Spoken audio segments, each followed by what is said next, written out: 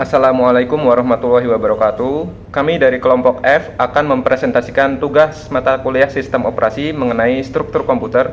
Izinkan kami memperkenalkan masing-masing anggota kelompok kami.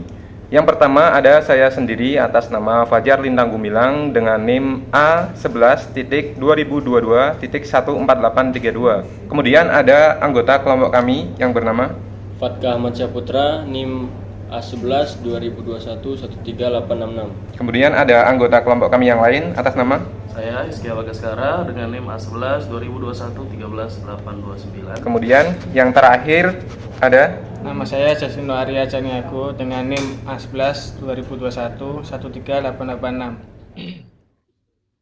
Oke, di sini saya akan menjelaskan apa itu struktur komputer. Struktur komputer didefinisikan sebagai cara-cara setiap komponen yang saling terkait. Struktur sebuah komputer secara sederhananya dapat digambarkan dalam diagram blok pada gambar di bawah ini.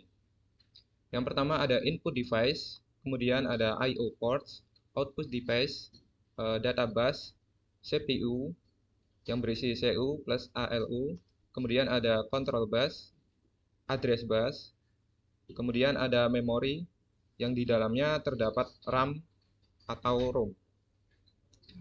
Nah, untuk masing-masing pengertian dari setiap komponennya ini akan dijelaskan oleh anggota kami yang lain.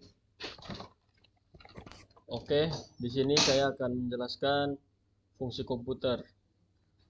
Fungsi komputer didefinisikan sebagai operasi masing-masing komponen sebagai bagian dari struktur. Adapun fungsi dari masing-masing komponen dalam struktur di atas adalah sebagai berikut. Input device adalah alat masukan, output device alat keluaran, I/O ports, CPU, Central Processing Unit, memori, data bus, address bus, dan control bus. Selanjutnya pengertian input device. Komponen yang pertama yang akan dibahas adalah input device. Komponen ini merupakan sebuah hardware yang digunakan manusia untuk bisa memberikan perintah atau memasukkan data ke komputer.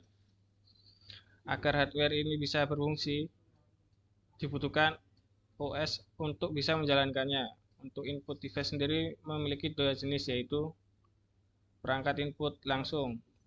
Perangkat jenis ini adalah perangkat input yang bisa digunakan secara langsung dan tidak membutuhkan pengaturan tambahan untuk memfungsikannya.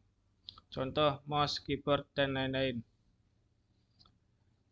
Yang kedua adalah perangkat input tak langsung. Perangkat ini membutuhkan beberapa proses tertentu untuk bisa digunakan.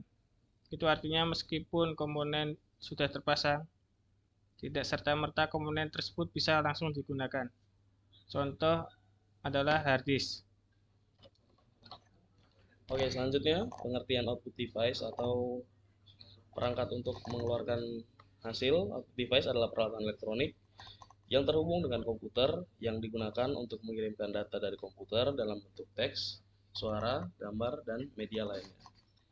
Jika ada data atau perintah yang diinput oleh manusia ke komputer, tentu harus ada output yang dihasilkan untuk dikembalikan kepada manusia dalam bentuk informasi.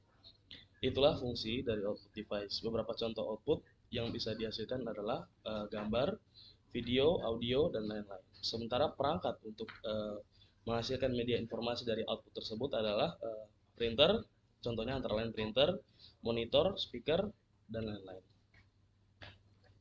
Baik, yang terakhir pengertian memori. Memori adalah perangkat atau sistem yang digunakan untuk menyimpan informasi untuk penggunaan langsung dalam komputer atau perangkat keras, komputer, dan perangkat elektronik digital yang terkait. Memori sendiri terbagi menjadi dua bagian, yaitu memori internal dan memori eksternal. Memori internal berupa RAM atau Random Access Memory yang berfungsi untuk menyimpan program yang kita olah untuk sementara waktu. Dan ROM, Read Only Memory, yaitu yang hanya bisa dibaca dan berguna sebagai penyedia informasi pada saat komputer pertama kali dinyalakan. Oke, kira-kira seperti itu untuk presentasi dari kelompok kami, kelompok F. Kurang lebihnya mohon maaf. Terima kasih. Wassalamualaikum warahmatullahi wabarakatuh. Waalaikumsalam warahmatullahi wabarakatuh.